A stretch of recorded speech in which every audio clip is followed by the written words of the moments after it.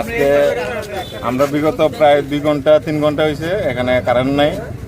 তারা কইতেছে কল দিছে, কিন্তু অনেকে কইতেছে কল দেওয়া হয়েছে না। ইলেকট্রিক অফিসে এর আগে একবার আইসিরা ফিউজ পরে গেছে।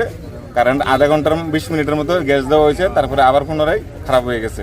তো এই কারণে আমরা সবাই মিলে, আমরা যত ড্রাইভার আছে, অটো ড্রাইভার, মারুতি ড্রাইভার, যত সিএনজি চালিত গাড়ি আছে, সবাই এখানে আমরা এখন বর্তমানে রাস্তা অবরোধ করা হয়েছে। যতক্ষণ না পর্যন্ত আমাদের গ্যাস না দেওয়া হয় ততক্ষণ পর্যন্ত আমরা রাস্তা অবরোধ থাকবো। কতক্ষণ ধরে আপনারা এই জায়গায় দাঁড়িয়েছেন? এখানে আমরা প্রায় মোটামুটি 4 ঘন্টা ধরে দাঁড়িয়ে রয়েছি গ্যাসের লেগে। রুট ব্লক কখন করেছেন? হয়ে গেছে মোটামুটি 30 মিনিট 40 মিনিট। এখন পর্যন্ত কোনো সুরাহা? না, কোনো কিছু সরাহা হয়নি। এটা কোন জায়গা?